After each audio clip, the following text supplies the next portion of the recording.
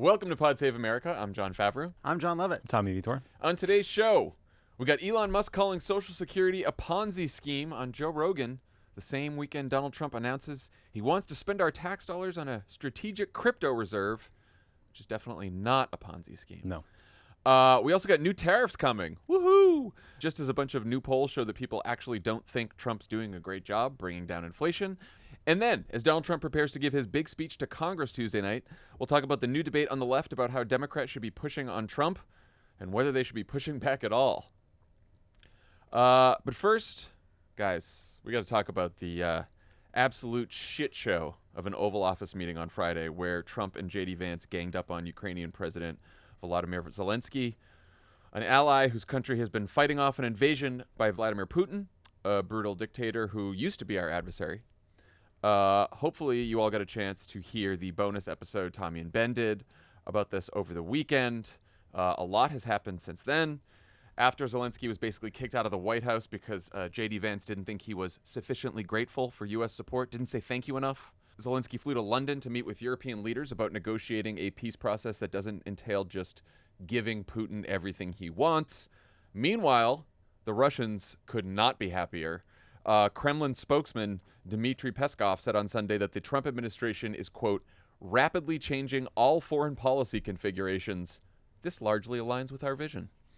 Hard to argue with that after Axios reported that Trump was set to hold a meeting with J.D. Vance, Marco Rubio, and National Security Advisor Mike Waltz to talk about the idea of cutting off American aid to Ukraine altogether.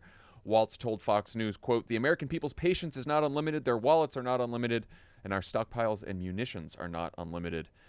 If you're wondering how Republicans are feeling about all this, especially previously pro-Ukraine Republicans, here's a sample of their reaction to Friday's blowup. Millions of American hearts swelled with overflowing pride today to watch President Trump put Zelensky in his place. Instead of showing gratitude, he interrupted and berated his hosts. Am I embarrassed about Trump? I have never been more proud of the president. I was very proud of J.D. Vance. It's going to be Putin and President Trump and the people on our side that will end up making this decision for the future of Ukraine. Look, this is one of the great moments in the history of American diplomacy. Jesus. These Was fucking... that start and end with Stephen Miller? I think we know what swelled during that meeting, Stephen Miller. These Relax. these Real Housewife fucking... Luann wasn't grateful enough for the invitation. Also, Donald Trump didn't give Ukraine really any aid, and J.D. Vance voted against the supplemental spending bill for Ukraine aid. So who are we thinking exactly? I love Tommy Tuberville there. I'm assuming that was him who said, yeah, it's going to be Trump, Putin, and everyone on our side deciding. It's like, what? What are we? Our side? So, Tommy, now that you've had more time to process what happened on Friday, do you have any other thoughts on the fallout and whether things have gotten better or worse since then?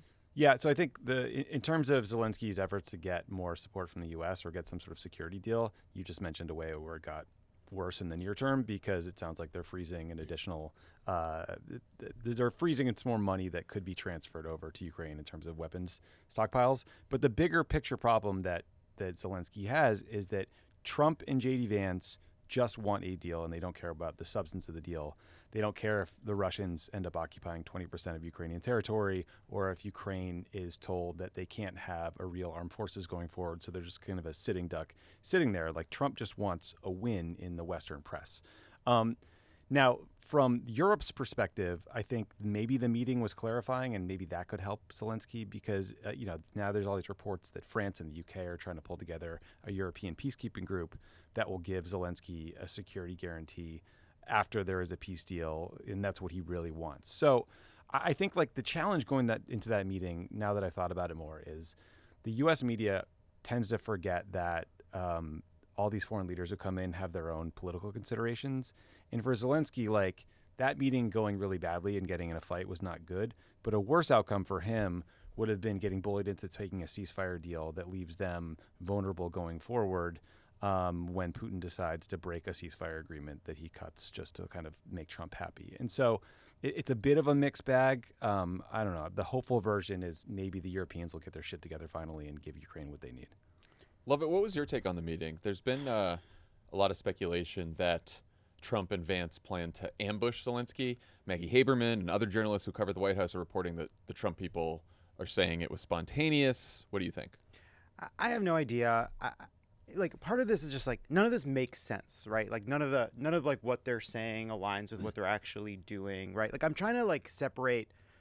Like the meeting is disgusting, right? Like this is fucking disgusting. This is a guy flying from a war-torn country. He basically saved his country in part by like sheer force of personality and personal bravery. Yeah. He flies across the world to the United States, our ally up until 3 months ago. Now he's trying to grovel for his country's life to sign a mineral deal that also doesn't make any sense. That doesn't include any security guarantees. He's agreeing to do it because he's just trying to get through another day with Donald Trump and JD Vance. He's sitting there. He's getting questions about why he's not wearing a fucking suit.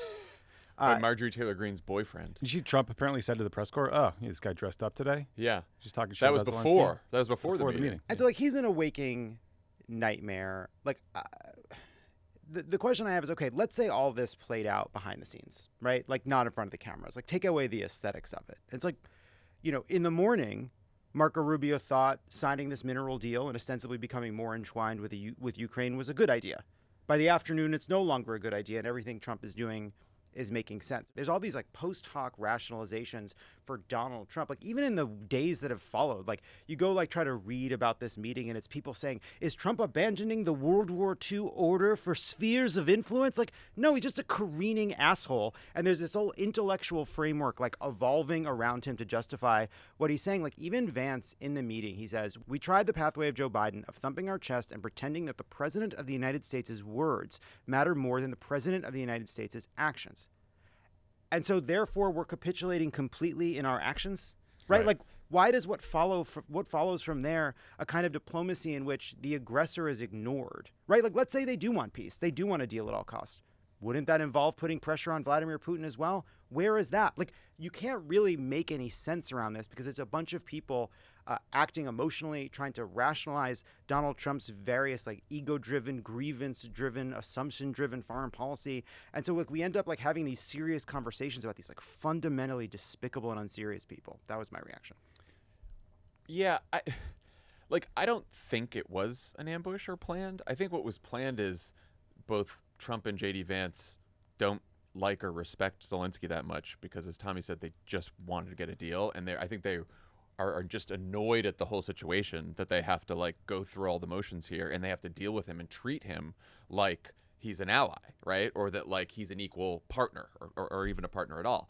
Like, I don't know if I'm sure you guys did this. I'm sure you did this, Tommy. Like, I went back to the transcript and read it like so many times to see where it went off the rails. Yep. Because it all, like, it was going fine. And then it was at times a little bit chummy, even. Yes. And they're then joking about their disagreements. About Europe, yeah. And it starts, the bad part starts with the reporter asking Trump if he's too aligned with Putin, which is obviously a trigger for him, right? Like that's just going to set Trump off, and like that couldn't be pre-planned, right? And then Trump says, oh, you see the hatred he's got for Putin? Pointing to Zelensky, it's very tough for me to make a deal with that kind of hate. He's got tremendous hatred. So like, we start the meeting by Trump scolding the guy. Keep in mind, scolding the guy that he had just called a dictator twice over the past couple weeks. We're like complaining about Zelensky not saying thank you, and Trump has called this guy a dictator twice. So then he scolds him while he's sitting right there in the Oval Office for having too much hatred to do the deal. But then even Trump sort of like, you know, he's like, I just want to get a deal. I'm aligned with Europe. I just want to get something done. I get something done. And the whole thing probably would have gone away then if fucking JD Vance didn't jump in after Trump finished his answer. He was the chief arsonist. No one asked JD Vance for a follow-up answer on that. JD Vance just jumped in after Trump went and did this whole thing where you said, where he also just gets the whole timeline around. He's like, Putin invaded Ukraine after Joe Biden like just tried to talk tough and didn't engage in diplomacy. So Zelensky's like, well, that's not the timeline. Like Zelensky's basically like, yeah, well, he's been trying to invade the country and he's been like at war with us since 2014. And then he also throws in, by the way, during the first answer, and God bless, now President Trump will stop him. Right. Which was also nice. I'd say, like, I respect Maggie's reporting, but there were at times where I felt like the headline was like this wasn't an ambush, and then the substance of the story didn't back that up. For example, Lindsey Graham is running around telling everyone that he told Zelensky not to take Trump's bait. Well, if this wasn't a setup, then why would he be baited in the first place? And maybe that's an overly literal meeting, but like Trump's position is you have to come into the Oval Office, you have to bow to my will, you cannot disagree with me, even about points of fact, and that's just not tenable for the leader of a country fighting for its existence. And so like ambush, not an ambush, it was designed for domestic political consumption. Like J.D. Vance's speech was his chance to finally talk in a big boy meeting and lead the headlines 41 days into the administration, where Elon had been in ahead of him every other day. And then Trump at the end says, well, I think it was good for the American people to hear all that, and this will make for good TV. And if you want to make this all a private discussion about the substance, don't have the fucking pool spray in there for 45 minutes. Yeah, there's one moment where Zelensky calls him JD, and then JD calls him Mr. President. Mm-hmm. And so, like, you feel like it's quite personal. But, like, none of this should be personal, right? Like, it's not just about Trump calling him a dictator. The United States sided with Putin a week earlier at the UN. at the UN. Like, these are supposed to be, it's all, like, Vance and even Rubio. Like, you go, we'll talk about Rubio more in a minute, but, like, these guys were all like, the end of America's namby-pamby, soft, emotional foreign policy is over. We're doing hard-nosed decisions based on pure rationality. And it's like, if that's the case, a fit of pique in a meeting shouldn't matter. Well, it shouldn't matter at all. It's all they are allowing this to be 100% personality driven. I liked David Sanger's piece on this, which is he's basically arguing that the overall goal here is that Trump wants to normalize relations with Russia, and Ukraine is standing in the way of that. Zelensky's standing in the way of that. So with that larger context, any meeting wasn't like, it could have gone better in terms of the theatrics of it, but like it was always going to be Trump being like, this guy is an impediment to normalization with Russia, which is what I want. And it's like, why do we want to normalize things with Russia so much? It's like it's a broken economy. It's like a wartime economy now. They just make artillery shells that they use to kill Ukrainians. But one sort of under-discussed, bizarre part of Trump's rant, because, you know, you also have to think about the original impeachment and how Zelensky was involved, right? Because Trump called Zelensky and was trying to held up military aid to Ukraine in order to get dirt on Joe Biden. But an under-discussed sort of part of when Trump gets really mad is he starts ranting about the Mueller investigation. Yeah. And he says, Putin went through a hell of a lot with me. And then he said, and it came out of Hunter Biden's bathroom. Like, so none of this made sense, but he was talking about how, like, he and Vlad endured something terrible together.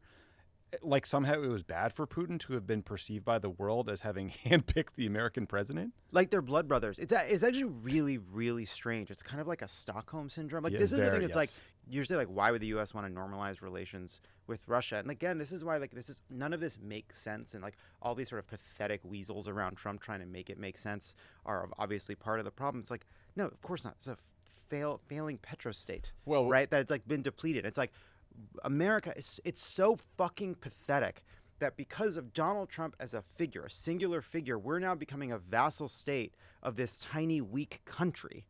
Because, like, Donald Trump has these ego-driven, like, psychosexual, personal issues with this one dictator who in his bones he knows is so much tougher than him. And by the way, Zelensky too, right? Like, part of this resentment is that JD Vance and Donald Trump know that, like, Zelensky is a stronger and tougher man than they are, and you can just feel the seething kind of, like, weakness of these two human beings in front of this actual leader. He also, when Trump gets mad, he just has, like, conspiracy Tourette's, and he just, like, goes through that's where that came from, like, where he just went down the road of, like, Putin, Russiagate, Hunter, laptop, bathroom, video. Yeah. He was just he doesn't know at that point what's happening. He almost got to what do you always call the FBI people that were sleeping together? Struck and the lovers. Yeah. He almost got to the lovers. Lisa Page and Adam. I'm surprised he didn't mention Adam Schiff and. Sir, do you know it was on Hunter's laptop? There's a lot of photos that you probably don't want to see. you but gave There nothing were to a do few with this. incursions on there, but I don't think it had anything to do with what we're talking about. 5 more seconds, he would have gone there. Let's talk about Secretary of State Lil Marco Rubio for a minute, who looked not excited to be in that meeting. As a reminder, here's an example of what Rubio used to say on Ukraine and what he's saying now. Look, Putin can't win. No matter what, there always has to be a real, legitimate Ukrainian state that we have a relationship with. And I don't know why we can't begin to openly say we will support them as long as they are willing to fight, even if it's an insurgency. Thoughts on Rubio? I've noticed this in all of the photos of Rubio in the context of these U.S.-Russia talks. Like, there were a bunch of photos that came out of Saudi Arabia with like Rubio, Mike Waltz, Steve Witkoff were all there, and there's like Sergei Lavrov in the Russian delegation. Rubio just has this 1,000-yard stare in all of them, and it, like, I don't want to, put him on the psychiatrist's couch, but I do think, like, you can tell he knows this is wrong, because I do think it's fair to say, okay, after 3 years of the Biden policy, we got to a place where it was a permanent stalemate, kind of. And a stalemate is not a strategy. And so let's now reemphasize diplomacy and try to end the war. But Rubio knows Zelensky's not a dictator and Putin is. He knows who started the war and who didn't. He knows that Zelensky can't hold an election right now because a huge chunk of the country is living under Russian occupation. Another big chunk has been displaced. Another big chunk is at the front lines fighting. Like, how are they going to have people vote in free and fair elections in this context? And so he just looks like a guy who sold out all his beliefs to get the Secretary of State job and now is like living with the consequences, and by the way, has no real power. Well, and that's what he looks like in all these pictures. He does sound like he's trying to sell this new this new Marco Rubio and how he thinks. I think we have a clip of him, what he says now. What specifically do you want to see President Zelensky apologize for? Well, apologize for turning this thing into the fiasco for him that it became. Because he found every opportunity to try to Ukraine-splain on every issue. Maybe Zelensky doesn't want a peace deal. He says he does, but maybe he doesn't. Ukraine-splain? The Ukraine split. Like, again, it's like it's so emotional, right? Like, oh, he should have been more. He should have shown better manners. It's like this fucking Emily Post bullshit. I went back and looked at Rubio's his Senate confirmation speech that he gave, and he says the post-war global order is not just obsolete; it's now a weapon being used against us, right? And like this is him. Again, like trying to find a way to make sense of his involvement, right? And like, I do think that like there is a critique of the way in which the Biden administration like didn't want to lose but didn't want to win in a bunch of different ways all around the world. Totally and by the fair. way, like for decades about like an America that's just slowly watching China grow more and more powerful as we welcome them into the economic order, which are things that he talks about, right? But like the other side of that is meant to be a stronger U.S., right? Like a more full-throated, less morally relativistic defense of our values, of our principles, right? Like some kind of a strategy. But then you look at what's happening. It's like we're capitulating to Russia, and they're like, well, actually, it's because we're not going to worry about what's happening over there. We're going to worry about what's happening in our own backyard. Okay, but we're also basically threatening Canada with invasion, threatening Panama with invasion, throwing tariffs on our neighbors. Like, there's no logic to any of this. And Rubio, because he's just the fucking world's biggest weasel, is just trying to figure out what he can say day to day just to get him into a bet. So I kind of think that there might be a logic to it. Can I give you my... Sure. Like, I think that Trump, and look, I don't think this is like Trump has planned out everything and has been really thinking deep about this and writing it in his memoirs, I think he respects rich, powerful, ruthless leaders.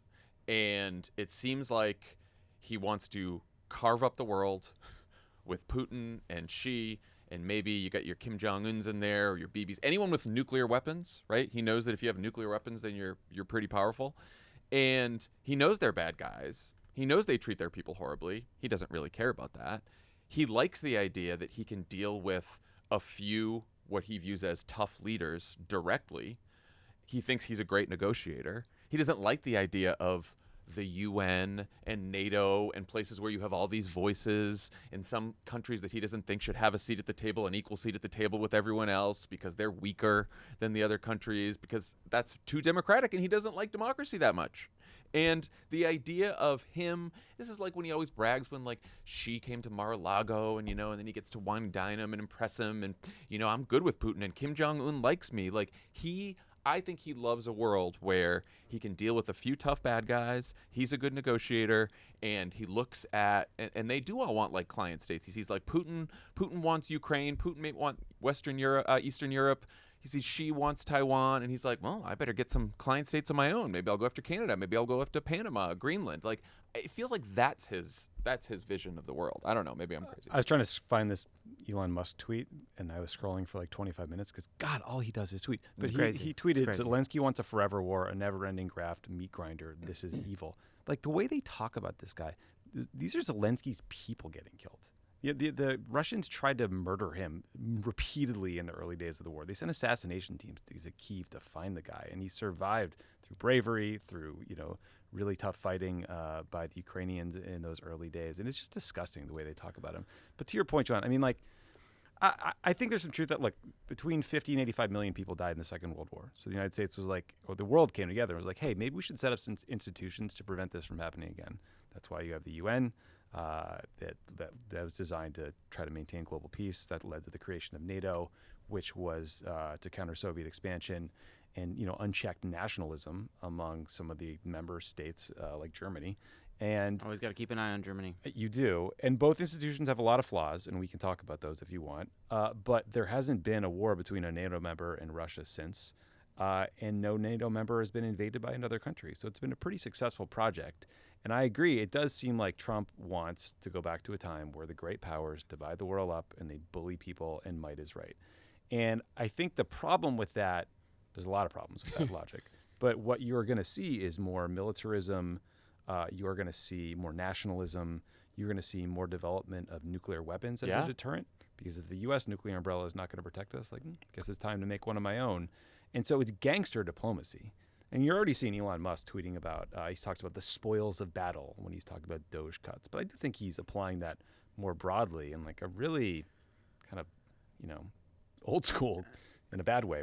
This is how Trump operates domestically. This is how Trump has operated in business his whole life, right? You don't have to have some grand theory of international order to just view the world as he does, as there's people I think are tough and powerful, and there's people I think are weak, and why should I give a shit about the weak people? I think what you were describing is the end result of what happens when someone like Trump is just sort of emotionally, instinctively driven towards relationships with Russia and Putin, with Xi, that he finds that easier and less of a headache. But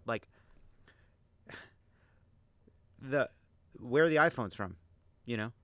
Where are the chips from? All of this is the idea is oh, you're just going to carve up the world. There's stuff moving across those lines already, right? The amount of chaos. Well, he's going to be yeah, I can deal with Xi directly. I'll keep the iPhones coming. Yeah, sure. And I realize it's all bullshit, but I think he believes it. And I think he hasn't worse, thought I think that about it's a JD Vance view. I don't think it's just Trump. I actually think he now has in Elon and JD Vance. I think he has a movement of people around him, and they're all they look to Orban, they look to Hungary, and they're this is the way. I think they see.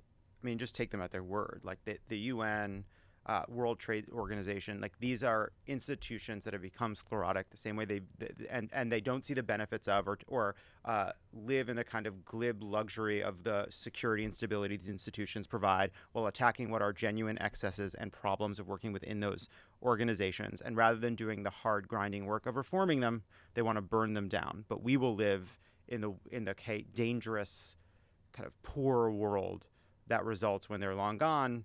And Donald Trump doesn't know better, but Marco Rubio knows better because he used to say it out loud. Oh, for sure. One even simpler explanation is Trump looks at a Russia or a China and sees a kleptocracy. And there are people who think that Vladimir Putin's the richest person in the world because basically at one point along the way, he went to all the Russian oligarchs and says, now you give me half or else you're falling out a very high window. And but is he happy? You can imagine a version of that where, the state functions as just another means for Donald Trump to get paid. And we're already seeing some pieces of that. And again, I completely agree. And in his mind, it's and I deserve that because I'm the one running everything. And I got my other rich friend Putin over here, my other rich friend Xi, and they're tough guys too. Look how tough, how many times are you talking about how tough they are? But sometimes the way that I think the left has framed it is, that Donald Trump is a supplicant to these guys, or he's a stooge for them. And that, I think Putin and Xi probably think that about Trump, but I think Trump thinks they're his buddies. They're all a bunch of tough guys, standing straight across the globe together. This is why it's look, the U.S. sides with Russia at the UN against our ally. And how many people in the U.S. actually know about that? And how many people in the U.S. actually care about that? And by the way, and notable that Orban and Bibi joined too in the new club there in that vote. But I do think some of this is I was thinking about this before we recorded. It's the democratic legitimacy of these institutions, right? Were in the post-World War II era came from Americans having a fear of the Soviet Union, drilled into them by propaganda, but also the actual threat posed by the Soviet Union that people lived with every day. And then the Cold War ends, and we kind of just continue with these institutions, never really making a kind of coherent argument for them, why they're important, why we're doing this, why we spend this money, right? We were resting on the kind of goodwill and legitimacy that came from generations before. And now Trump puts these things under attack. And in the same way we're told it's a trap to talk about why USAID is a good thing, we're now once again in the trap of trying to defend this order, because it seems like what Trump and these guys are daring us to do is say, all right, fine, burn it down. We'll prove you right when everything is terrible. Yeah. We're just out in the streets chanting rules-based order. Rules-based order. Yeah, I bet no one knows about the UN vote. I mean, look, the UN Security Council has been broken for a long time because the Russians and Chinese veto whatever they want, and we veto any criticism of Israel, and nothing gets done, right? It's been that way for a decade plus. A UN General Assembly vote is basically just kind of like a show of hands of what you believe. It's like a global roll call, and boy, did we show our hand in a new and scary way to the world. I do wonder if the Zelensky-Trump meeting will break through and, I don't know, hit people differently. Like, yeah. They did say Slava Ukraine at the Oscars. But Is that worth anything? No, nothing. Okay. Bullying a man who's like trying to rescue 19,000 Ukrainian children who were stolen, kidnapped, and taken to Russia. Like, I don't know. That's pretty fucked up. That's dark stuff. I'm sure MAGA base thought it was awesome, right? Of course, we know that they've been saying that. I agree, Tommy. Like, I think I had some people text me who like are not political junkies like us, and are just like, that was so embarrassing, awful, scary. What the fuck is happening? You don't look tough. It's like a 3-on-1 fight. And it's not about sending weapons or spending more money. It's just about like treating a man with decency whose country has been massacred. I mean, the casualty counts you see from the U.S. estimates are 70,000 Ukrainian soldiers killed, 100,000 wounded. The Russian casualties are like double that. And so this war has been a catastrophe. Like, I'm all for trying to end it, but we have to do it on terms that won't lead to a ceasefire that just reignites in a couple of years when the Russians have had time to reconstitute their forces. And that's what Zelensky's worried about. Yeah, that's right. Today's presenting sponsor is SimpliSafe Home Security.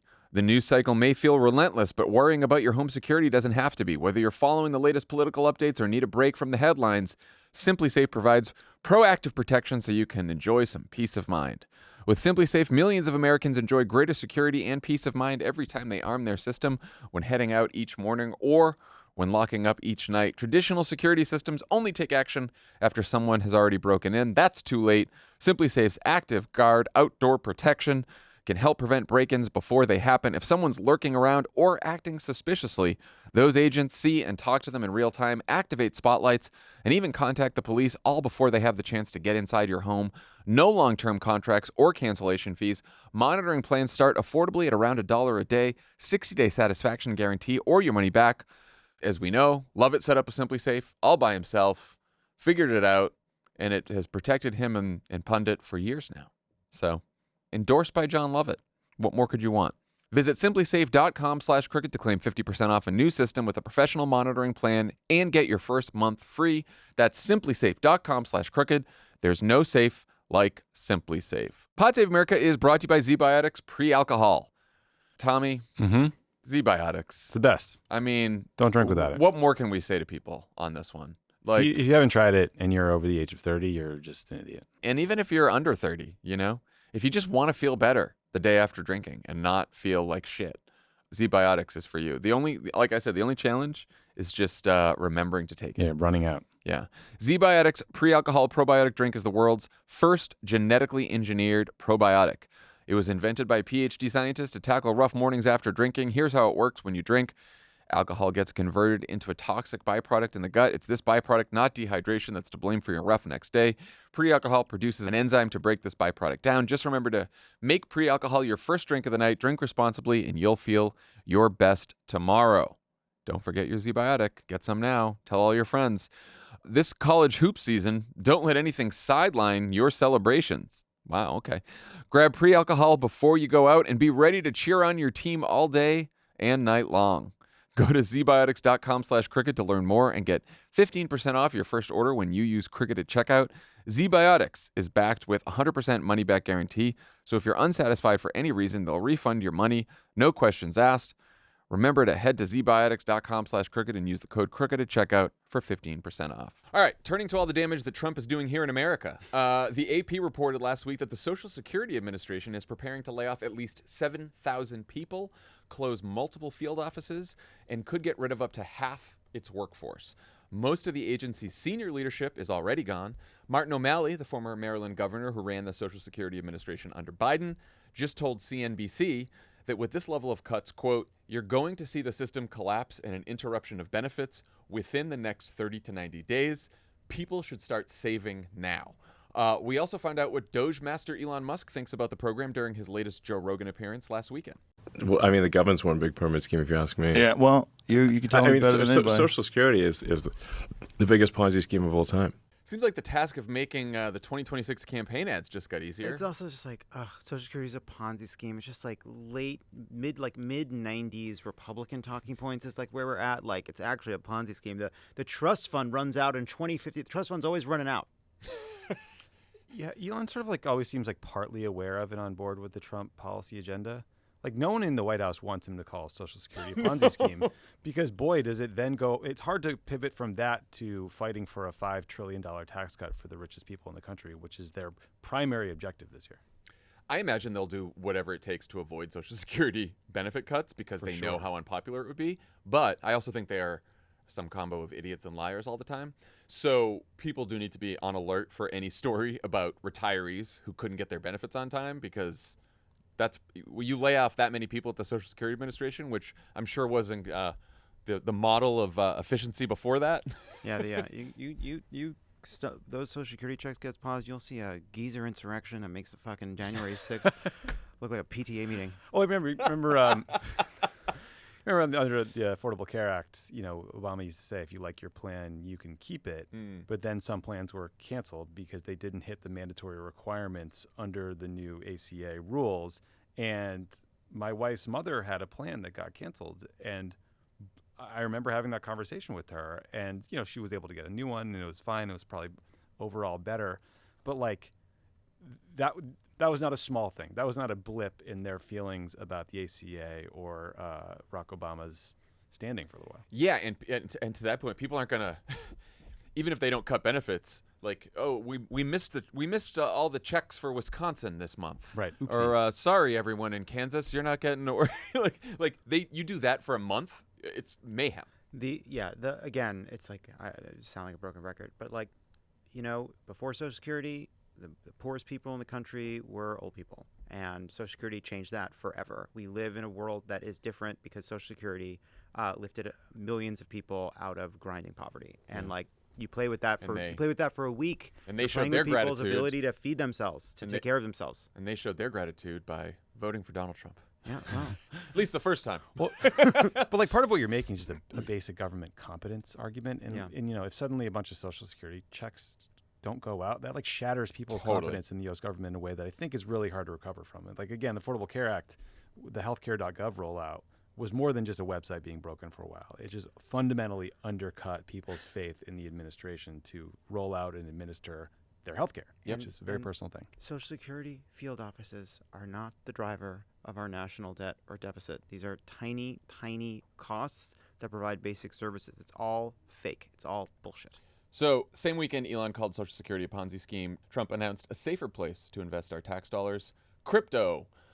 He posted that in order to, quote, make sure the U.S. is the crypto capital of the world, he's creating a crypto strategic reserve that would stockpile 5 cryptocurrencies, XRP, Solana, Cardano, Bitcoin, and Ethereum. Don't even know what half those things are. Tommy, care to explain what this is all about? So the initial tweet said the reserve would include XRP, SOL, and ADA. That's Ripple, Solana, and Cardano. And then he quote tweeted himself saying, of course, it'll also include Bitcoin and Ethereum, and that will matter in a second. So this idea has been on like the top of the crypto Bitcoin maximalist wish list for a long time. Because if you own a lot of cryptocurrency early and then the U.S. government pumps a lot of money into it, your Bitcoin is going to go up in price. The main elected official pushing this idea has been Cynthia Lummis, a senator from Wyoming, who I'm sure everyone here at this table has heard of.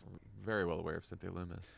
She introduced the Boosting Innovation Technology Competitiveness Through Optimized Investment Nationwide, or Bitcoin? NAMBLA. Bitcoin. I was trying to follow you as you were saying. I'm like, ooh, get it. Okay, yeah. So you put out the Bitcoin Act, the NAMBLA Act, as Lovett called it, at a conference in 2024 where Trump also spoke. Her bill is basically, she frames it as a way to bring down the debt, which makes no sense. But the gist of it is the U.S. government buys 1 million Bitcoins, which is about 5% of total supply of Bitcoins over a set period of time using existing treasury funds. They say it will be paid for by these existing treasury funds because it's like accounting gimmicks to make it sound like it's cost-free, but the money's fungible. So if you're spending U.S. government money on Bitcoin, you're not spending it on something else. So obviously it's not free. Well, it's only, and also it's only fungible if you consider it like a stable asset, like the fucking dollar. Right. But it's not. It's a highly volatile. Highly volatile. It's like it's buying stock. It's buying stocks. Yeah. So the reason I'm talking about this Loomis bill, though, is because there's no details of whatever Trump's plan is beyond these tweets.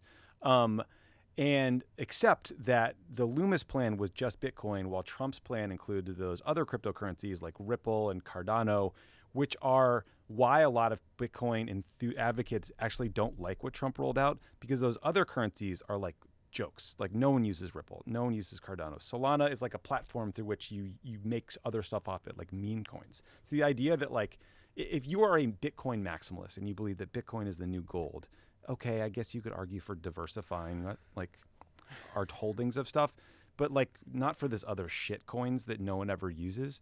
So the only argument for how those other currencies get into the mix here is because special interest lobbying and corruption. And surprise, surprise, Trump had dinner with the CEO of Ripple in early January. He's now surrounded by these Silicon Valley guys with vested financial interests like David Sachs, the AI czar.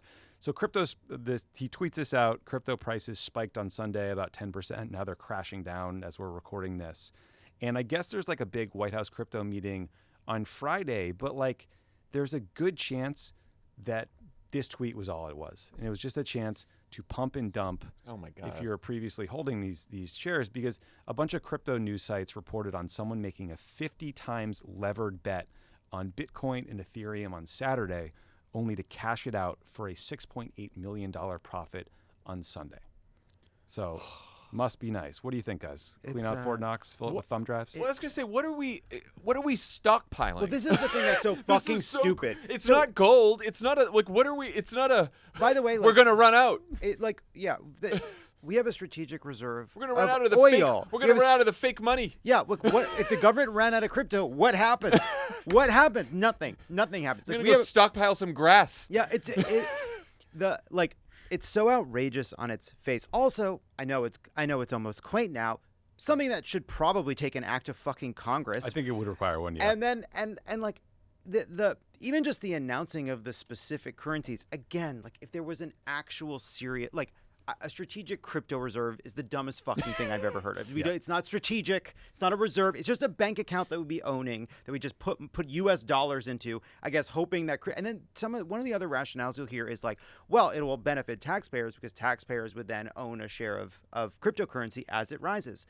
And like, I hate to be a small c conservative here. There's a great way for taxpayers to benefit from cryptocurrency if they'd like. They can buy cryptocurrency with their own fucking dollars. Yeah, take the money in treasury that you're going to put in the reserve and hand out some tax cuts. I don't know. Yeah, no, I don't want a sovereign wealth fund. I don't want any of this certificate. Shit.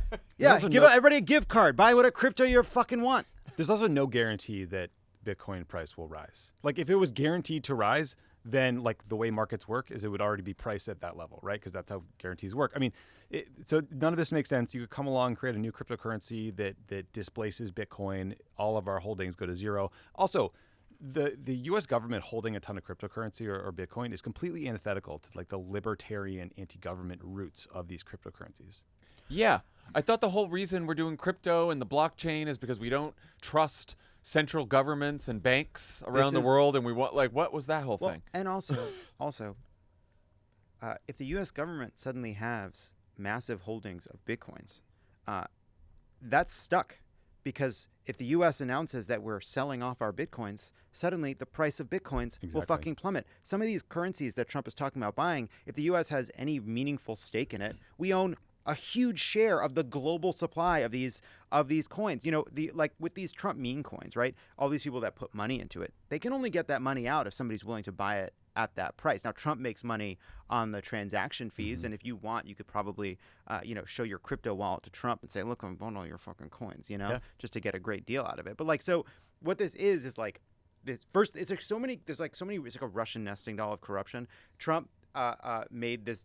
Trump has these allies who are in the crypto business. He's doing a huge favor for them. Trump himself is making a ton of money off of crypto, right? And so he wants to have crypto succeed. And like, and on top of all of that, you have this legitimated scheme where foreign leaders and governments and anybody who wants a government contract can basically put money virtually directly into Donald Trump's pocket. It's untraceable, but you can still show him. You can prove it to him.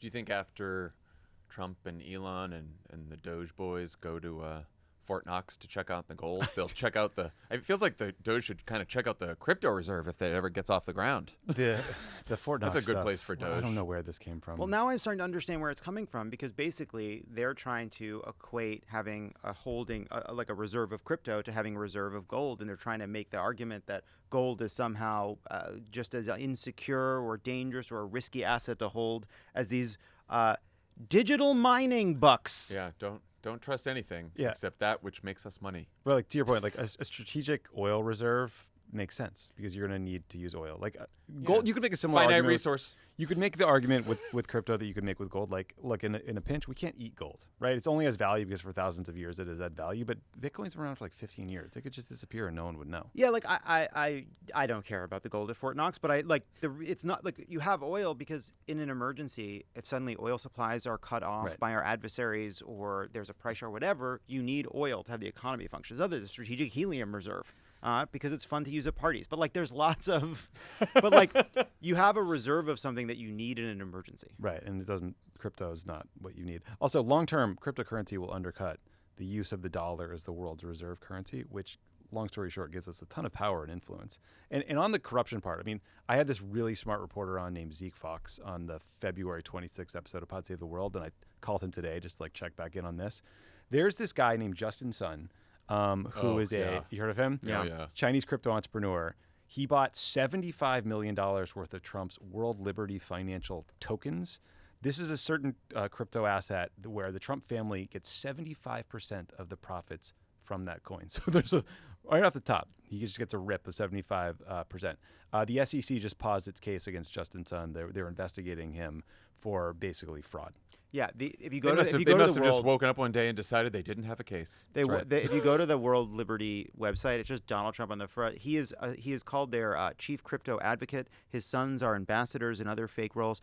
By the way, the SEC also paused a lawsuit against Binance. It stopped an enforcement action against Coinbase. They are stopping the SEC's crackdown that was led by Gary Gensler under the Biden administration. So basically, they are removing any brakes. They're removing any guardrails, any transparency. They're going to make this, make it basically impossible to detect fraud, to detect corruption. Like that is the plan. That is the plan. They're just bringing more efficiency to government. Did you see Eric Trump tweeted by the dip on Tuesday? And Yeah. this announcement happened Sunday. I wonder if he was in a position to know something about the Bitcoin price. Can we talk about DOGE? Please, Sure. I'd love to hear about Doge. They're not batting 1,000 these days. The Times has a truly humiliating story about DOGE taking credit for saving $53 million, supposedly, by ending a Coast Guard contract that lapsed 20 years ago and was only ever worth $144,000. Yeah, Cry Me a River. Tons of examples like that. Justin Timberlake song They're from that era. Okay. They were Go on.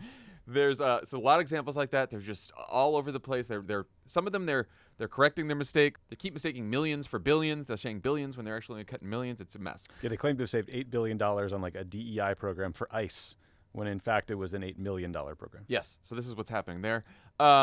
We also got word that Trump fired one of the last remaining career officials at USAID, Nicholas Enrique, who just wrote a series of memos to sound the alarm that despite Marco Rubio's promise to unfreeze all life-saving humanitarian assistance, the agency was, quote, never actually given the opportunity to implement life-saving humanitarian assistance, thanks to DOGE canceling contracts, blocking payment systems, and just putting a bunch of obstacles in the way of getting the money out the door. Enrich projected another 166,000 deaths per year from malaria.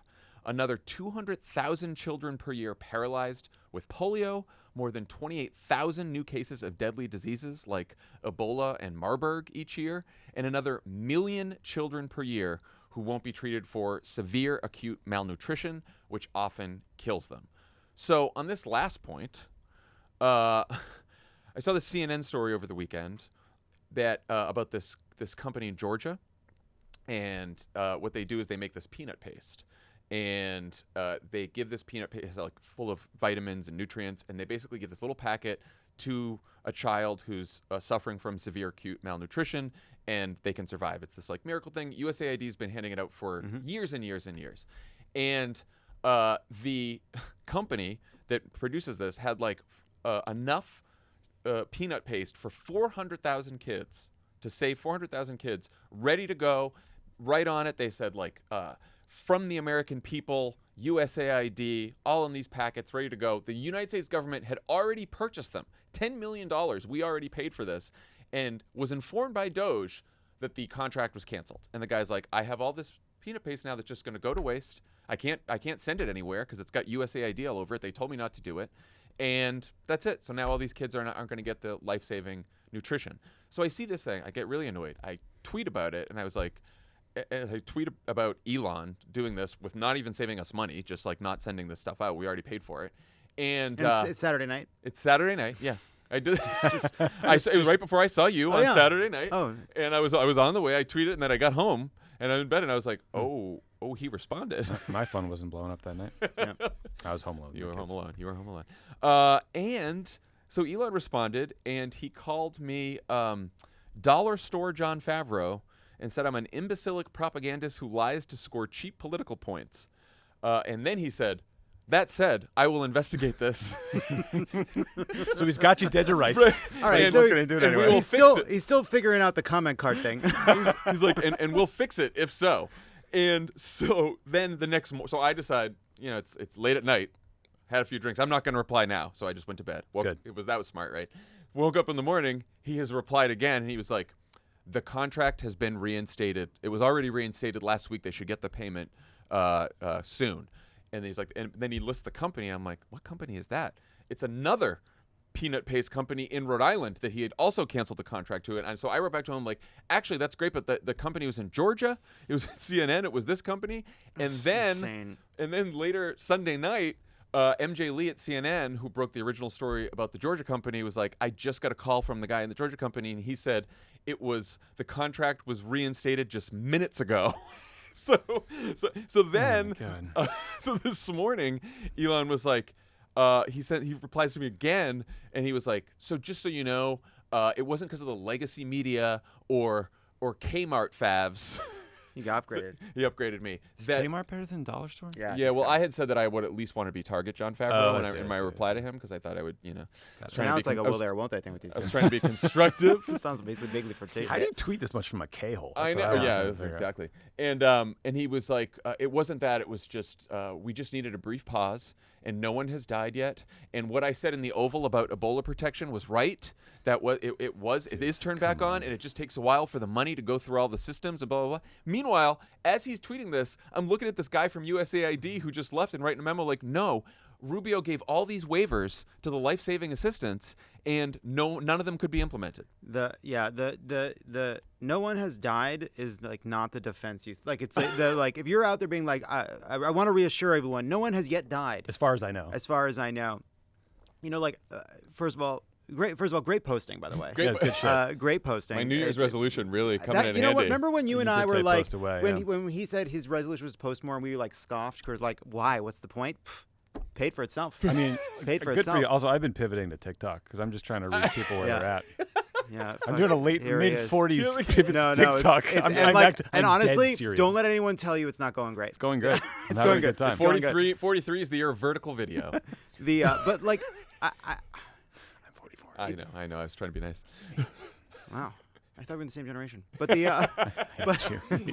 Xer over here. But like if you go back to like the Elon, do you have any more? I don't did No. If you go back to Elon in the Oval, if you go back to Elon in the cabinet meeting where he was, where he spoke to the cabinet before anyone else got a chance to speak, and he said, I'm really I'm here to support you, but the reason we're doing this is because we're in an emergency and we have to cut if we want to hit my goal of $1.x trillion of cuts.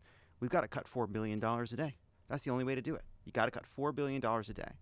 And like, all of this is just exposing like how that is stupid at every level. Right. First of all, actually, you don't have to cut $4 billion a day. You don't have to scramble through the agencies finding little bits to cut every day. If you have a goal for a giant budget cut you want to make, you can propose it through Congress. And you can do it. And by the way, go even one step further. Let's say you don't want to do it that way.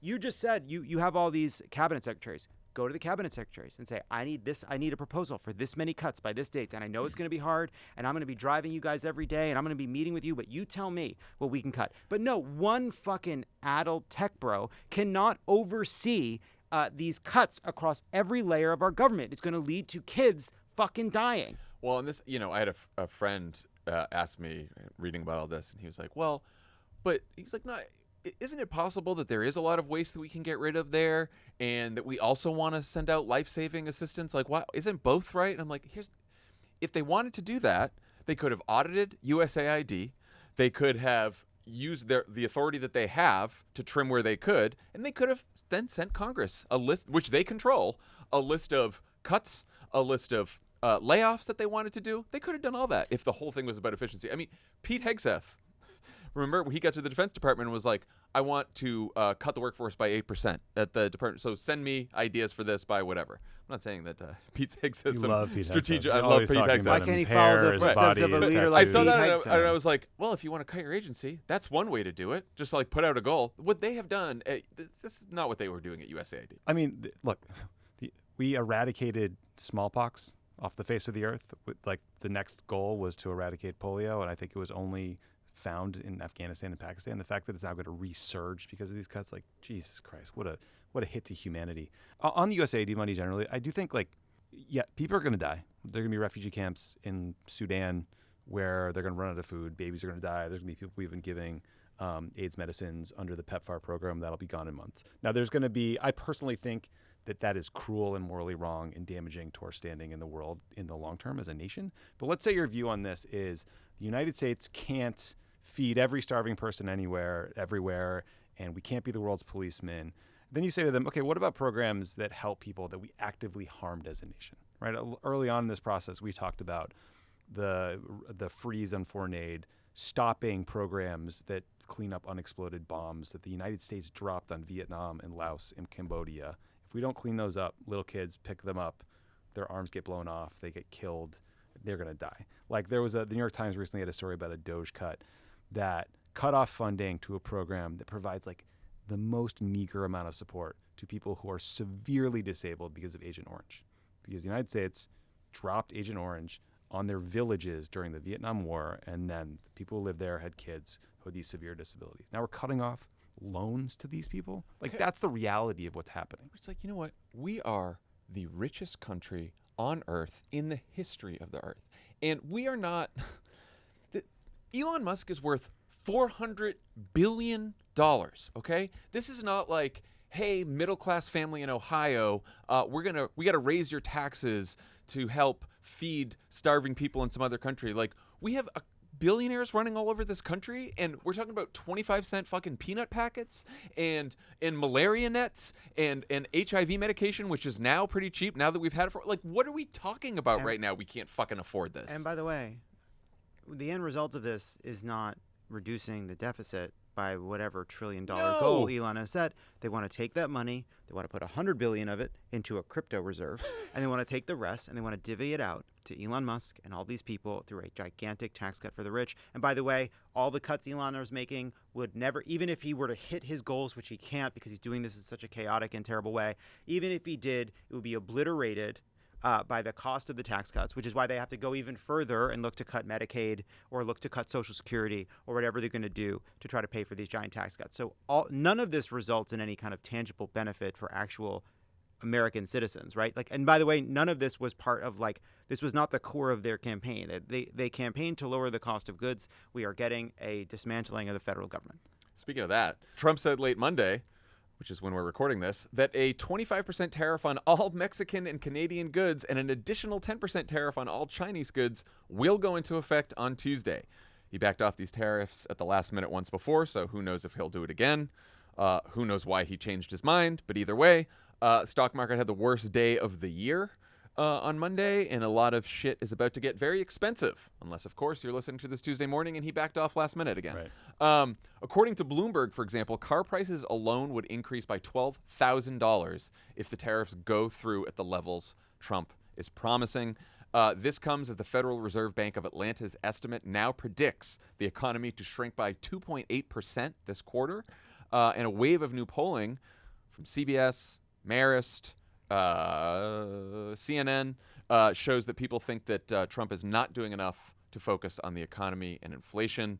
His approval rating keeps dropping, but the weakest spot is economy and inflation, which is ironic because those used to be his strongest issues. It sure seems like a lot of flashing red lights for the Trump administration that they're just ignoring. Do you think they don't know, don't care? Do you think they think it's just temporary? What do you?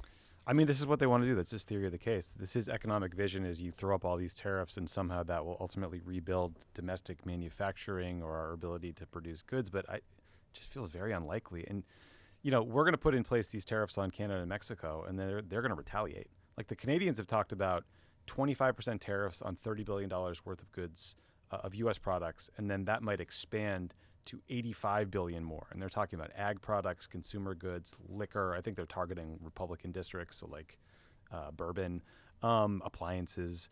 And in Mexico has not been public about their retaliations, but they're preparing them.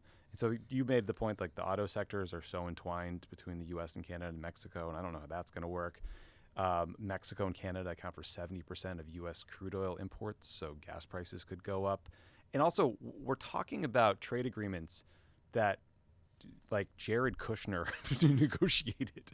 The USMCA was the updated NAFTA that Trump, like, was one of the things Trump talked about as a primary accomplishment in the first term. Yeah, and there was when he was first talking about the tariffs a couple of weeks ago, he said, I look at these deals and I'm like, who negotiated these deals? You did. Yes. These are your deals.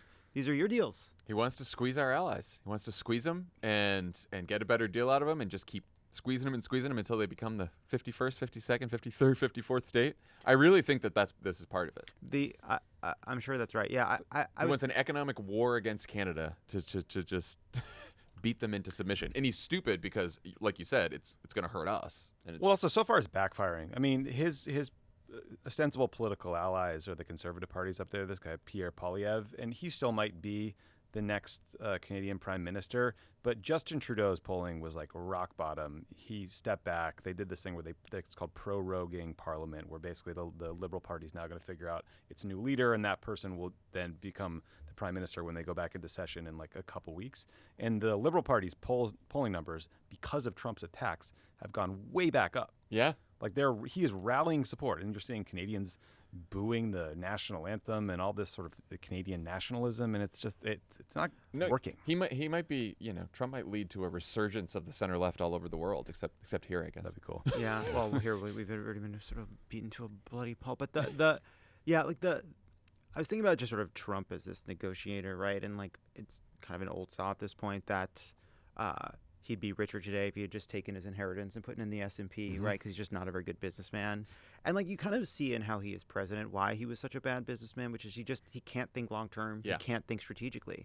And so like very short term. You look at like tariffs, and you say, all right, your goal was to build up domestic manufacturing, and you want tariffs to are one lever in doing that, right? Well, some of the things you're tariffing, right? It would take a decade to build a steel plant, right? Take a decade to improve our capacity in whatever it might be, refining oil, whatever. Like putting on the tariff doesn't result in that at all. We're actually completely dependent on Canada and Mexico for a lot of parts, a lot of supplies, a lot of materials, right? And so like all of this is so it's just not. It's strategic. It's just a guy who had an idea about what makes you put on the tariffs, the manufacturing comes back, and maybe there's some like very raw sense in which that's on some level true. But in the meantime, there's just a decade of pain, of economic stagnation, and then the question is if that does come, right? Like we're going to talk about the Democrats, and I believe that's how you pronounce it. But it like we like what happens when we move from things could get really bad to things are really bad, and right, like how does that change Trump, and then how does that change how the American people feel about our response? Pod Save America is brought to you by Lumen. Did you know that when your metabolism is working properly, you'll feel the benefits in literally every aspect of your life? Lumen is a valuable tool that can give you insights to create a healthy metabolism for your body. Lumen is the world's first handheld metabolic coach. It's a device that measures your metabolism through your breath. And on the app, it lets you know if you're burning fat or carbs and gives you tailored guidance to improve your nutrition, workout, sleep, and even stress management. All you have to do is breathe into your Lumen first thing in the morning, and you'll know what's going on with your metabolism, whether you're burning mostly fats or carbs. Then Lumen gives you a personalized nutrition plan for that day based on your measurements. You can also breathe into it before and after workouts and meals, so you know exactly what's going on in your body in real time. And Lumen will give you tips to keep you on top of your health game. Yeah, it's all the craze here at Crooked, the Lumens. Yeah, people are using it in the morning, at night, before workouts, after workouts, to kind of do a little A/B testing. Get yourself a personalized nutrition plan for the day. It's great. Because your metabolism is at the center of everything your body does, optimal metabolic health translates to a bunch of benefits, including easier weight management, improved energy levels, better fitness results, better sleep, and more. Lumen gives you recommendations to improve your metabolic health. Take the next step to improving your health. Go to lumen.me/crooked to get 20% off your Lumen. That's lumen.me/crooked for 20% off your purchase. Thank you, Lumen, for sponsoring this episode. This podcast is sponsored by Squarespace. Squarespace is the all-in-one website platform for entrepreneurs to stand out and succeed online. Whether you're just starting out or managing a growing brand, Squarespace makes it easy to create a beautiful website, engage with your audience, and sell anything from products to content to time all in one place, all on your terms. I'd like to buy some time from Squarespace. That'd be nice. I'd like that. Introducing Design Intelligence from Squarespace, combining 2 decades of industry-leading design expertise with cutting-edge AI technology to unlock your strongest creative potential. Design Intelligence empowers anyone to build a beautiful, more personalized website tailored to their unique needs and craft a bespoke digital identity to use across one's entire online presence. Think we can Doge things we don't like? Oh, yeah. About ourselves? Yeah, Squarespace will help you Doge stuff. Nice. Start a fully custom on-brand website with Squarespace's latest AI-enhanced website builder, Blueprint AI. After a few questions, our interactive design system transforms basic information about your brand or business into an elevated online presence with curated premium quality content automatically added and matched to your profile and aesthetic. Upload video content, organize your video library, and showcase your content on beautiful video pages. You can even sell access to your video library by adding a paywall to your content. Head to squarespace.com for a free trial. And when you're ready to launch, go to squarespace.com/crooked to save 10% off your first purchase of a website or domain. That's squarespace.com/crooked. Well, Democrats are continuing to workshop their response strategy in public, as we like to do. Great. One spicy take on this came last week from the Raging Cajun himself, James Carville, who wrote in a New York Times op-ed, quote, "With no clear leader to voice our opposition and no control in any branch of government, it's time for Democrats to embark on the most daring political maneuver in the history of our party. Roll over and play dead. Allow the Republicans to crumble beneath their own weight and make the American people miss us." Unsurprisingly, actual elected Democrats have thoughts on this. Here's Bernie Sanders on Meet the Press this Sunday. The problem is the Democrats have been playing dead for too many years. I don't think you play dead. I think you stand up for the working class of this country and make the point. 13 of the people that he nominated to head agencies are billionaires. Their greed is uncontrollable. We've got to fight back. That's what these trips to Wisconsin and Michigan will be about. Just right down the middle for Bernie Sanders. She's sort of like, oh, what a question. Are you kidding should me? Democrats fight or give up? Bernie, what do you Your think? take? What do you guys think about Carville's prescription? So, first of all, when I was reading it, I sort of like asked myself a question before I got to the answer. And the question was, does a strategic retreat mean we help them fund the government? Or does strategic retreat mean we don't help them fund the government, right? Question. And and then you kind of get to it. He says, like, actually, we should hang back for a while. It's not totally clear, but like kind of come in at the last minute when they've already shown themselves to be terrible and failures and chaotic, and then come in at the last second and say what we stand for and help reopen the government, for example. And it sort of gets at, I think, the problem here, which is I think when you talk about, like, should the Democrats fight or should they retreat in an abstraction, like, I don't really know how you, like, act on this, right? Like, he's doing terrible things. Should Chris Murphy not go to the floor and talk about them? Should he walk around like this? Yeah, like, should we like I have no comment on the dismantling of NATO today. Like, that's just not how it works. So Duct I don't tape your mouth. So I don't think that's what James meant. No, of course not. And so, like, what I took it to mean is like kind of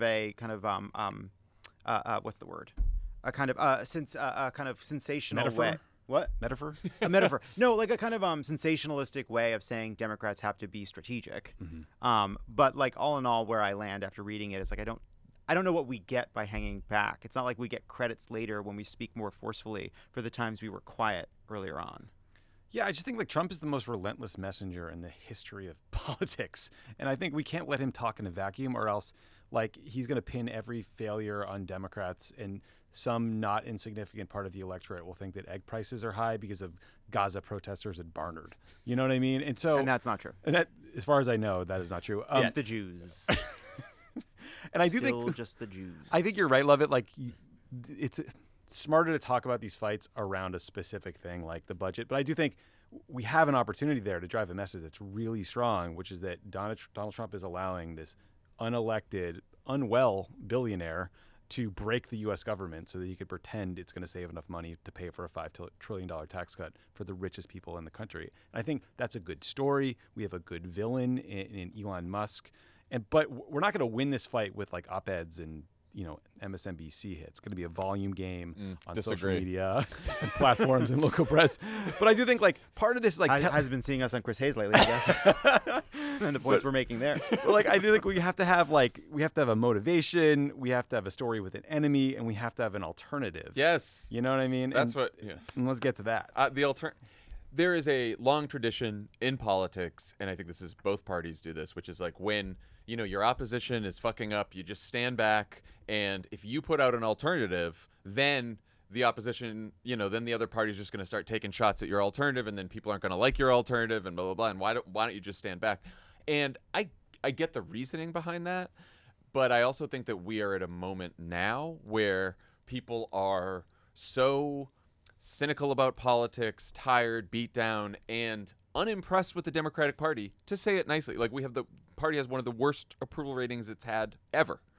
And I think it is incumbent upon Democrats right now more than ever to like offer a vision, offer an alternative, say what we would do differently. I don't think we need to have a blizzard of policy plans out there at all, but I think we need to, as we critique Trump, like lay out how we would govern differently, how we treat people differently, what our vision of the country looks like, what our vision of the world looks like. Like, I don't know. I mean, look, we've tried, well, we're not Trump and we're not MAGA a couple times now. It didn't work in 2016. It barely worked in 2020. It didn't work in 2024. It might work in 2026 because it's a midterm electorate, but like we got to think about 2028 here, and we also got to think about just expanding the map in general, because we're never going to win this.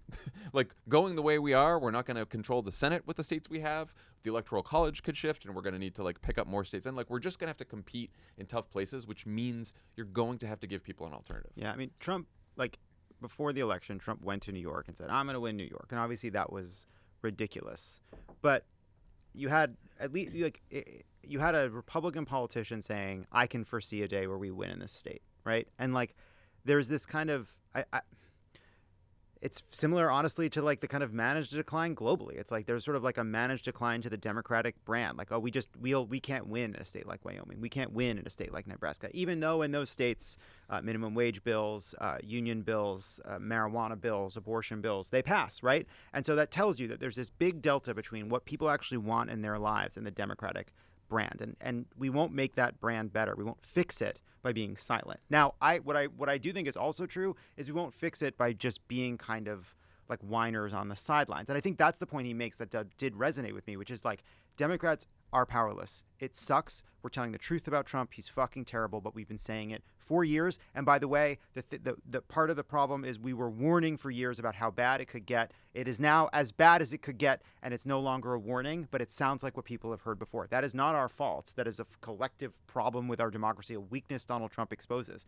But it is the reality of like, and which is why I think where you get to is like, we just need to offer an alternative. We need to offer something that isn't about Trump. And like, I am even open to some of the more kind of like kooky ideas of like of people saying this is what our cabinet would be doing right now, right? Like, I'm like open. You want a shadow cabinet? I'm not Look against at you. it. You're all I'm not British. against it. I'm not against the shadow cabinet. Join the Labor Party, start spelling it with an OU. I'm up for Trump. Yeah, sure.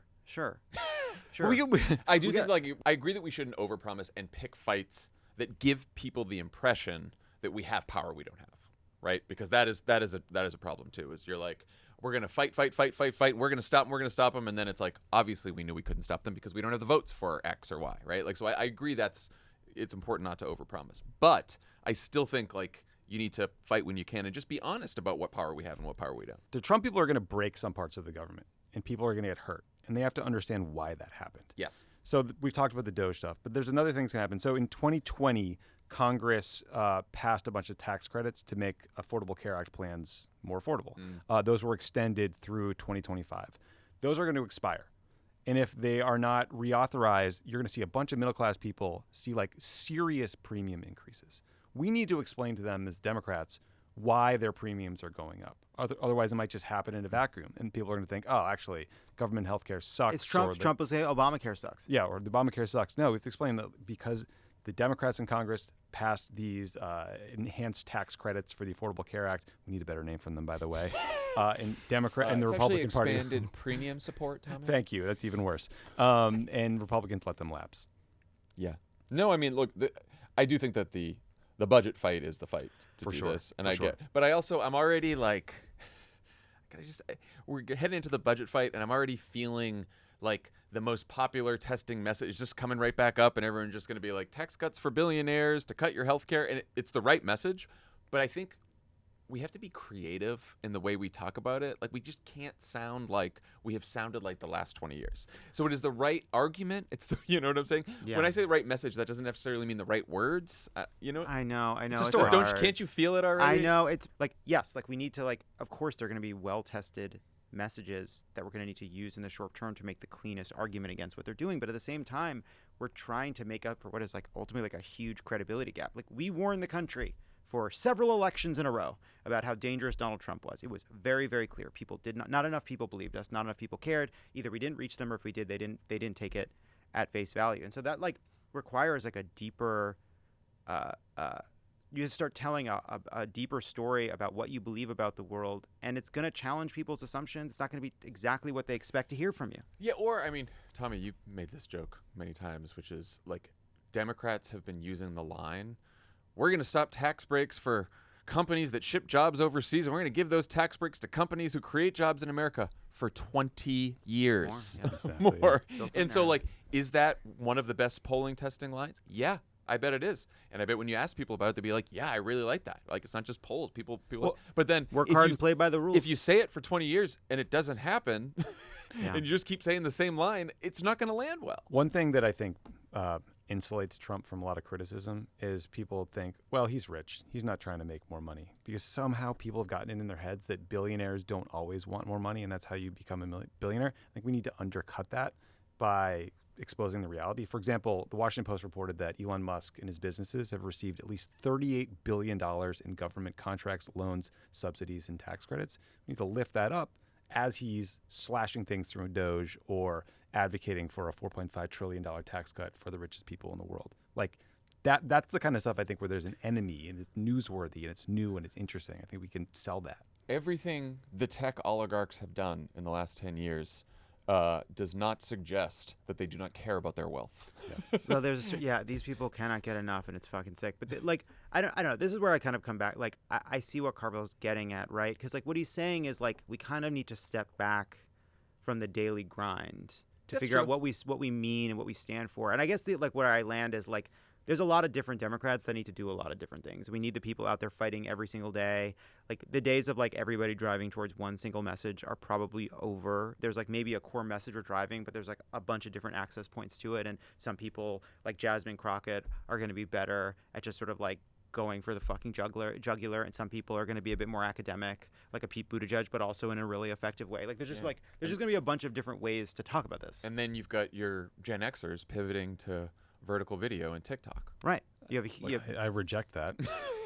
And I think you're doing a great job. You're the Doge of this podcast with all your fucking falsehoods in this episode. Yeah. But yeah, no, but I think like we have to remember it's a party. A list is not a message, right? We have to tell a story. It's got to be. There is like a lot of work we have to do as a party. Like, there's a bit of a reboot of like who we like. You say, who is Trump? What is he? People are like, I don't know. He wants to make America great again. Sounds stupid. We used to make fun of it, but like, boy, is that simple and effective. We don't need a slogan, but we need people to think like Democrats are Like they believe this, they stand for that, they fight for this. Like we need to stronger at home, more respected in the world, and opportunity for all, and bottom up, middle out, middle strength class, plus experience equals change. The like middle out, bottom up. This is like this mega is mega. W stands for wrong, John.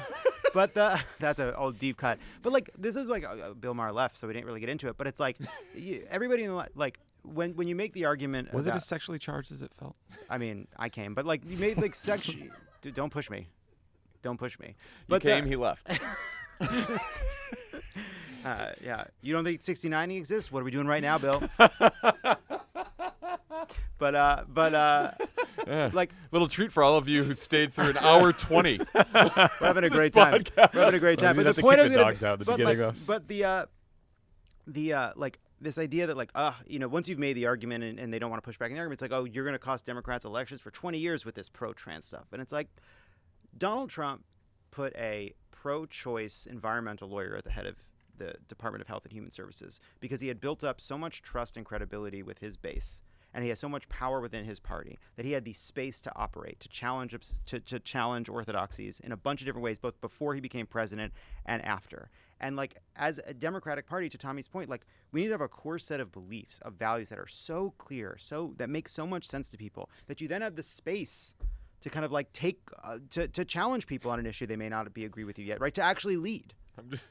I'm laughing because I thought about like on the Democratic side, and I was like, Kamala Harris did 3 events one day with Liz Cheney, and we're still hearing about how it was that's what caused the end of the election. But I actually, honestly, I know. She didn't even say, like, you think she was like barnstorming with Liz Cheney and like promising her a cabinet seat? Yeah, like she's like, we're gonna honestly, it's more like, what if Kamala Harris said, I'm gonna make Mike Pence my Secretary of Health and Human Services? Could you imagine? But like, why is that so inconceivable? It's because honestly, Kamala Harris, the most work she had to do was not just prove, she had to prove to every single group of people what she believed in, right? She had no trust with the left, she had no trust with the center, she was starting from fucking scratch. Well, on the other side of it too, just to prove I'm not a Liz Cheney fan, AOC, one of the best messengers in the party, and we couldn't even get her a ranking member slot on the oversight committee. When you have a talent like Connolly, when you have a once in a generation communicator like Connolly just waiting in the wings. I do think that there's a lesson from the RFK thing where, look, he's a terrible person. I would not want him part of the Democratic coalition.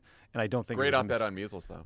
I don't think it was a mistake for Kamala Harris not to like cut a deal with him or whatever. Remember that was kind of a narrative. Yeah. But Republicans, they will let anyone into the tent, including him. And they saw, Donald Trump correctly saw that RFK through decades of misleading and, sort of being emotionally manipulative to people who had children with disabilities, et cetera, had built this constituency and built trust with a community that was like pretty significant. And they saw the value of this kind of like wellness to anti-vax to MAGA to Maha pipeline, and they were willing to go for it. And I don't know, like, it's not a good example. It's not something I'd like to emulate, but that openness and willingness to bring people into the tent is something. It sounds like what you're saying is we need a Joe Rogan of the left. Of the right. The first State of the Union address of Trump's second term. No, it's technically an address to a joint session of Congress, but whatever. He has been president. Fucking nerds. Yeah, okay. It's tonight at 9 p.m. Eastern. Believe in things, have grammar and stuff. 6 p.m. Pacific. 1 hour before that at 8 Eastern, 5 Pacific. The three of us and Dan. Dan is back here again this week. We make Dan fly down all the time. We'll be live streaming a preview of the speech on the Pod Save America YouTube channel. We'll be talking about what we can expect from Trump and how Democrats should respond, and talking to Democratic members who are there. We'll also be taking questions from Friends of the Pod subscribers. It's going to be fun. It's going to be a great time. Then at 9 Eastern, 6 Pacific, head over to the Friends of the Pod Discord for subscriber-only live chat where you can process this freak show in real time with people who get it. No deranged Facebook uncles. I don't know how we can promise that. No screaming into the void. Just a space to vent, fact-check, remind each other that reality still matters. Wow. I know. That's a lot to promise. It's going to be some jokes about the speech. That's why I did not write that, you can tell. To ask us questions during the live stream and for access to the Discord, sign up for Friends of the Pod now at crooked.com/friends. It's the best way to support Crooked in everything we do. That's our show for today. Reminder that we're going to be live streaming our preview of Trump's address to the joint session tonight at 8 p.m. Eastern, 5 p.m. Pacific. We'll have a bonus reaction show in your feed tomorrow morning. Talk to you all then.